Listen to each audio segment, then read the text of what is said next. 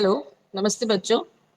आज हम लोग जो दूसरा टॉपिक लेकर आए हैं, जो उस दिन इसके फर्स्ट पार्ट में मैंने बात किया था आप लोगों से, holozoic nutrition in amoeba and paramecium. So today what I want to teach you all, that is nutrition in human being. Again we call it as holozoic mode of nutrition. इस पे ध्यान दीजिएगा फर्स्ट पॉइंट पे, साथ साथ में objective चलते जाएगा, प्लीज रिवीजन होते जाएगा आप लोगों का। Holozoic means engulfing the food, swallowing the food, खाने को पूरा एंगल्फ कर लेना, है ना। तो ह्यूमन बींग्स हम लोग भी करते हैं सेम यही काम, जैसे अमीबा ने किया, पैरामीशियम ने किया, like that only. So we also show holozoic mode of nutrition. Correct? Next point. The nutrition in human beings takes place through human digestive system. Because we are the most evolved person. We are the most evolved person. So that's why obvious सी बात है कि हम लोग का जो digestive system है या कोई भी system है well organized, well developed होगा. Right? So nutrition in human being takes place through human digestive system. We are having a proper digestive system. You have studied about this digestive system earlier also. So the digestive system mainly consists of alimentary canal and its associated glands. So alimentary canal पर आते हैं हम लोग, पहले आप associated glands देख लो। तीन glands हैं, salivary glands और we call it as salivary glands, liver and pancreas. Learn location, याद करिए आप लोग, you have studied earlier. Salivary gland located in the buccal cavity, liver and pancreas just below to the stomach. Okay, so these three are the associated glands. Associated means what? They help in digestion, help in the process of digestion. That means they must secrete some of the juices, some of the enzymes, so that the digestion process get accomplished. Now let us come to the alimentary canal. It comprises of following parts. Mouth से start होके large intestine का last part है anus. That I have not written. You have to write large intestine lastly, not anus. But it starts from mouth. Mouth, then esophagus, then stomach, then small intestine, large intestine. Mouth, esophagus, stomach, small intestine, large intestine. This is the continuous passage. Okay, path you can say. Starts from the mouth and ends at the large intestine. कहीं पे भी breakage नहीं हो रही है इसमें. And do you know that you have studied in class 9? It is all made up of smooth muscles type. तीन muscle का टाइप पढ़ा था ना आपने. Now let us go in detail with each and every topic like mouth. I have drawn here. Let me do just little bit zoom of this particular diagram so that you can able to understand it more clearly. Mouth. You can see that this dark structure I have drawn just above to the mouth and below to the nasal cavity. So this actually we call it as hard palate. Hard palate. Hard palate is a part of buccal cavity. Buccal cavity का part है ये. तो शुरू का जो भाग है ना, आप अपना माउथ ओपन करोगे तो आपको ऊपर का रूफ जो टच करोगे अगर आप टंग से, तो आपको फील भी होगा कि वो हार्ड है palate. We call it as palate. Okay, just after that आपको सॉफ्ट पैलेट मिलेगा. आप अपने टंग को अपने माउथ में इस वक्त जैसे मैं पढ़ा रही हूँ उस वक्त आप अपने टंग को अपने माउथ में घुमा के देख सकते हो. You can feel this structures, hard palate and soft palate. Then below to the soft palate there is a structure. This about this structure na, in your 10th class they have not written about this structure, but you must know. आपको जानना चाहिए. Uvula we call it as. आप अपना mouth को अगर open करोगे या आपके घर में कोई सिबलिंग्स है उनको आप देखो माउथ ओपन करके, एक हैंगिंग स्ट्रक्चर आपको दिखाई देगा बकल कैविटी से. That hanging structure we call it as uvula. Sometime what happen na, when the any infection occurs in your mouth like throat infection, this uvula gets swollen up and it creates problem in engulfing the food, swallowing the food, isn't it? याद आ रहा होगा आपको uvula structure. So this is uvula. Rarely they used to ask, but आपको जानना चाहिए. Hard palate, soft palate, uvula. Then this is the portion from where we are taking in the food. So this is about the mouth structure now. कुछ तो और है, madam ने दिया देखो. It helps in the ingestion of various types of food. Inner portion of the mouth is called as buccal cavity. Roof of the buccal cavity called as palate. यही सब मैंने भी बातें बोली. अब ये बड़ा इंपॉर्टेंट और इंटरेस्टिंग है. Diphyodont, thecodont, heterodont. अभी तक हम लोग क्या जानते थे भाई? चार तरह के टीथ होते हैं. फिर हम जानते थे कि भाई टू सेट्स होते हैं भाई, एक बार में टीथ आता है, परमानेंट टीथ आता है. अब 10th में आपको 10th की लेक्चर रहेगी, आपको टर्म्स आने चाहिए.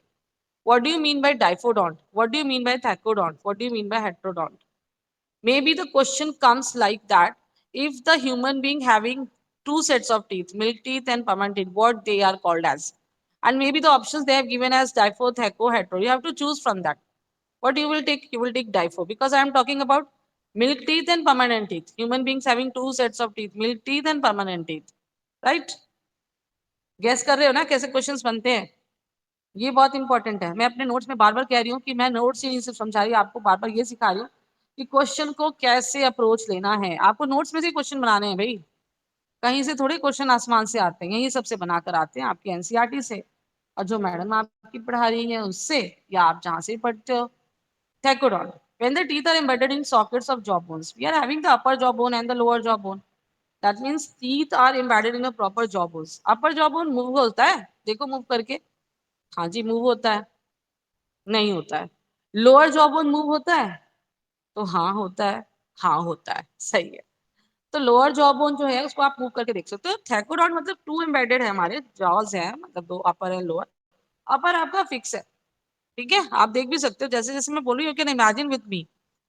And these two upper sockets and lower sockets, we are having 16 plus 32 total teeth. So thecodont, teeth are embedded in sockets of the jaw bones, right? Okay, fine. Next, heterodont.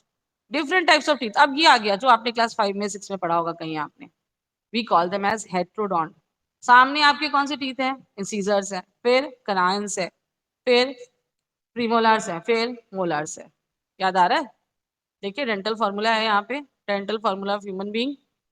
मैंने कैसे बनाया? मैंने upper lip बनाया, एक upper lip बनाया, ठीक है। Upper lip का है सिर्फ, ये परमानेंट टीथ का फॉर्मूला है बच्चों। 2+1+2+3। 2 क्या है? 2 हमारे इंसीजर्स है, 1 क्या है? कैनायन है, 2 फिर क्या है? प्रीमोलार्स है, 3 क्या है? मोलार्स है, फिर हाफ है, ये हाफ है ये। नीचे भी देख लो, 2 1 2 3, यानी ये हाफ का, मैंने देखो जहां कर्सर रखा है ना, ये हाफ का है, ठीक है।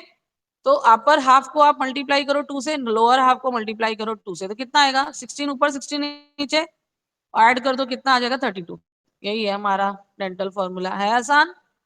2 1 2 3, 2+1+2+3 बाई 2+1+2+3 मल्टीप्लाई 2, 16 16 16 ऊपर 16 नीचे 32, ठीक। Teeth cut the food into, this is a function of teeth, भाई आपको पता है टीथ कट का काम करता है, टियरिंग का काम करता है, च्यूइंग का काम करता है, ग्राइंडिंग का काम करता है। These are the functions, very basic questions this is. ये बहुत बेसिक है, नहीं भी पढ़ोगे तो भी बता लोगे। टंग, थोड़ा सा इंटरेस्टिंग है टंग, हम जानते हैं it is attached to the floor of the food, brush to clean the teeth, कितने सारे फंक्शंस है ना। इंपॉर्टेंट ऑर्गन है भाई, ये नहीं होगा तो हम बोल भी नहीं पाएंगे। और most important organ to taste, कौन से कितने टेस्ट है? Sweet, salt, salt, bitter, 4 taste है ना। टोटल 10,000 टेस्ट बर्ड्स आपने कहीं पढ़े हो गए लोअर क्लासेस में, 10,000 टेस्ट बर्ड्स होते हैं ना। तो ऑर्गन टू टेस्ट है swallowing the food and brush to clean the teeth. Brush to clean the teeth समझ में आ रहा है? भाई खाना खाया आपने, मन नहीं किया ब्रश करने का, अपने टीथ को आप साफ करना चाहते हो, पानी पिया आपने और आपने अपने टंग से क्लीन कर लिया, that is why we are call it as brush to clean the teeth. We are not civilised ना, वी नो दैट कि हमको भी ब्रश करना है। हाँ, पहले आदि मानव को काम पता था, है ना। चलो ठीक है, not so important but okay. अभी ये इंपॉर्टेंट पार्ट आ रहा है, आई होप ये क्लियर हो रहा होगा, दिख रहा होगा आप लोग को। देखो ज्यादा ही ये जूम हो गया, रुक जाओ, अभी ठीक है। यहाँ पे ना कुछ चीजें हैं जो मैंने दी हैं आपको, बहुत इंपॉर्टेंट है, देखो यहाँ बड़ा फोकस करो। सैलिवरी ग्लैंड है, सलाइवरी ग्लैंड है भाई, तो सलाइवा तो प्रोड्यूस करेगा ही, वाटरी फ्लूइड होता है। कितना एसिडिक होता है? पहले तो पीएच क्या होता है? एसिडिक होता है, कितना? 6.8, याद कर लो, मैडम ने दिया ये पॉइंट, याद कर लो। Slightly acidic, pH 6.8, contains an enzyme called salivary amylase, salivary amylase और टाइलिन, याद कर लो। कौन सा एंजाइम प्रेजेंट है? अमाइलेज प्रेजेंट है। सलाइवरी अमाइलेज नाम यहाँ दिया क्योंकि जब आप पेनक्रियाज में जाओगे ना तो पेनक्रियाटिक अमाइलेज भी आएगा, इसलिए यहाँ पे सैलिवरी अमाइलेज बोलते हैं हम लोग इसको, ज्यादा अच्छा रहता है। देखो दूसरा नाम टाइलिन, बच्चे टाइलिन देख के घबरा जाते हैं, पी साइलेंट होता है, टाइलिन बोलते हैं इसको, टाइलिन उसी का नाम है, सैलिवरी अमाइलेज को ही बोलते हैं। किसको ब्रेक डाउन करता है? स्टार्च को। आपने जो खाना खाया, अगर आपने रोटी लिया खाने में, चपाती लिया, उसका टेस्ट स्वीट आया, that is because of the digestion of starch which is present in that chapati and converted into sugar. Okay, so first digestion कहाँ start होता है? माउथ में, ठीक है। नाउ सलाइवा मेनली वाटर, ये ना नहीं देते, जल्दी नहीं बताते किसी किताब में, ये देख लो जरा, ये अच्छा है, चीज है, जानना चाहिए। 99.5% होता है पानी, जिसमें कि डिजॉल्व सब्सटेंसेस सिर्फ 0.5 है, मिनरल सॉल्ट है, सलीवरी अमाइलेज है, म्यूसिन। खाना खाओगे उसको साथ सलाइवा मिक्स नहीं करोगे तो खाना चिपचिपा नहीं होगा, उसको हम कहते हैं स्लीमी नहीं होगा। तो स्लाइमी बोलो, स्लीमी बोलो, स्लाइमी ज्यादा आई थिंक सही है प्रोनाउंसिएशन। Slimy glycoprotein lubricant. बिना सलाइवा के इमेजिन कर सकते हो खाने को खा सकते हो? पानी पी के खाओगे, पानी पी पी के खाओगे तो खाना क्या खाक डाइजेशन होगा? नहीं होगा। प्रॉपर डाइजेशन होने के लिए सलाइवा मिक्स होना ही चाहिए। म्यूसिन, तो सलाइवा में एक बहुत इंपॉर्टेंट कंपोनेंट है म्यूसिन। क्या पता पूछ दें सीबीएसई वाले आपसे कि क्यों लुब्रिकेंट होता है सलाइवा, भी बताओ, याद रहना चाहिए आपको। ये जो चीज मैं बता रही हूँ बेटा, ये जल्दी बताते नहीं है टीचर्स या कहीं पर भी। आपकी एनसीईआरटी में तो नहीं लिखा है, लेकिन ये टीचर्स का काम है। मैंने बार बार कहा एनसीईआरटी बाइबल है आप लोगों की, उसको आप पढ़िए, बट बाइबल को एक्सप्लेन करने के लिए कोई तो होना चाहिए आपके सामने। लाइसोजाइम, इसके बारे में भी जल्दी नहीं बताते। An enzyme that kills bacteria. हमारे माउथ में जो बैक्टीरियाज है ना बच्चों, उनको किल करने का काम करता है लाइसोजाइम। आप लाख लिस्ट्रीन ले लो, कोई भी माउथ वॉश कर लो जिससे बैक्टीरिया किल करो, ठीक है, बट रोज थोड़े करते हैं हम लोग। But it happens that the bacteria which come along with the food, and sometimes it get accumulated if food particles get stuck into the teeth, and if those food particles get corrode, actually the function of it, actually the bacteria do these all these things. So bacteria को सबसे पहले clean करने का काम lysozyme करता है। lysozyme कहाँ से प्रोड्यूस हो रहा है? सलाइवा से प्रोड्यूस हो रहा है। ठीक है, बहुत इंपॉर्टेंट है, प्लीज नोट कर लीजिएगा आप लोग। नेक्स्ट, आइसोफेगस। आइसोफेगस का कितना सेंटीमीटर? 25 सेंटीमीटर, काफी बड़ा है। यहाँ पे एक बड़ा इंपॉर्टेंट, ये वाला ना कितना बार पूछा हुआ क्वेश्चन है भाई, मतलब हम लोग इस क्वेश्चन से बोर हो चुके हैं। आप लोग नहीं बोर हो ना, आप लोग के फर्स्ट टाइम है। Peristaltic movement. The lining of canal has muscle that contract rhythmically in order to push the food forward. आप जो खा रहे हो खाना अपने आप ही नीचे चला जाएगा ना, आइसोफेगस से खुद से ही नीचे चला जाएगा। कहाँ? स्टमक में। कैसे? आखिर ये कैसे हो रहा है? ये इनवॉलेंट्री एक्शन है। अपने आप मैडम ने वर्ड यूज किया, मींस इनवॉलेंट्री एक्शन है। इनवॉलेंट्री एक्शन मतलब ब्रेन के कंट्रोल में नहीं है, आप उसको रोक नहीं सकते हो। तो पेरिस्टाल्टिक मूवमेंट के कारण होता है। ये होता क्या है? कॉन्ट्रैक्शन होता है रिदमिकली, किसमें? फूड पाइप में। कॉन्ट्रैक्शन होगा, रिलैक्सेशन, कॉन्ट्रैक्शन, रिलैक्सेशन, कॉन्ट्रैक्शन, और खाने को पुश करते जाएगा। देखो बहुत अच्छा डायग्राम बनाया इस पे मैंने आगे, ये देखो, ऑल अलोंग द गट। ये देखो, ये ग्लॉटिस एपिग्लॉटिस भी बताऊंगी मैं, टेंशन नहीं लो। इस डायग्राम को देखो, देखो बोलस, हाँ देखो बोलस हो गया।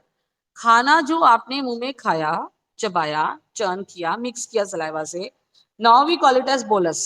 याद रखना, this bolus passes through the oesophagus. देखो यहाँ पे स्मूथ मसल बनाया है मैम ने, और इस तरह से दिखा रहे हैं यहाँ पे, देखो ये इस तरह से थोड़ा सा फैल रहा है ना स्ट्रक्चर, ठीक है, तो ये कॉन्ट्रैक्शन हो रही है, फिर रिलैक्सेशन होगा, इस तरह से बोलस नीचे चला जाएगा। अच्छा, अभी ये मैंने कहा था फेरिंग्स पोर्शन तो हमने डिस्कस ही नहीं किया ना कहीं पर भी। फेरिंग्स पोर्शन देखो क्या है। There is a passage which is common between the respiratory system and the digestive system just after the buccal cavity। क्या बोल रही हूँ मैं? just after the buccal cavity there is a reason। Directly तो नहीं ना आइसोफेगस आ जाता, एक बीच में पोर्शन है, उस पोर्शन को हम फेरिंग्स रीजन कहते हैं। कॉमन होता है दोनों के लिए। किसके लिए? रेस्पिरेटरी सिस्टम के लिए एंड डाइजेस्टिव सिस्टम के लिए, दोनों के लिए कॉमन होता है। इस फेरिंग्स के बगल से आप देख रहे हो, देखो कर्सर देखो जहां मेरा जा रहा है, ये देखो आइसोफेगस दिख रहा है आपको, और ठीक यहाँ पे ग्लॉटिस वाला हिस्सा दिख रहा है, यानी यहाँ से विंड पाइप जा रही है ये, ठीक है। अरे बहुत इंटरेस्टिंग है, अगर आप मेडिकल लेके पढ़ोगे ना, बॉडी को खोलना सीखोगे ना, वेंट्रल साइड से, डोर्सल साइड से, तब मजा आएगा समझने में और अच्छे से। खैर अभी जितनी किताबी चीजें हम लोग पढ़ा सकते हैं आप लोग को टेंथ में पढ़ा रहे हैं। तो ग्लॉटिस पोर्शन क्या है बेटा? ओपनिंग है फेरिंग्स का, ठीक, इसके बगल में आइसोफेगस है। अब आप सोचो, जिस समय आप खाना खा रहे हो उस समय बात नहीं करना चाहिए, आपके पेरेंट्स हमेशा बोलते हैं, आपके बड़े हमेशा बोलते हैं। क्यों नहीं करना चाहिए? खाने का पार्टिकल जो है, देखो दोनों का कॉमन जगह है ना, वो गलती से एसोफेगस में जाने की बजाय विंड पाइप में चला गया तो, but every time it never happens. Why? Because this glottis is covered with a muscular aperture, we call it as epiglottis. The flap-like structure which covers the glottis part when we are swallowing the food, we call it as epiglottis. Clear? The flap-like structure, muscular flap-like structure. Okay? So ये याद रखना, 1 marks question. Epiglottis किसको cover करेगा? Glottis को। उसके side से क्या जा रहा है? एसोफेगस। हो गया? ठीक है। इतना पोर्शन इस वीडियो में, इस वीडियो लेक्चर में रहने देते हैं हम लोग, ठीक है, इतना आप लोग पढ़िए। उसके बाद फिर मैं इसके बाद, क्योंकि एक बार में सारा, इतना सारा ग्रास्प कर लोगे आप तो अच्छी बात है, कर ही लोगे, बट नेक्स्ट पार्ट में हम लोग लेकर आते हैं इसको, स्टमक के आगे वाले पोर्शन को। आई होप आपको आज का जो भी मैंने समझाया वो समझ में आया होगा।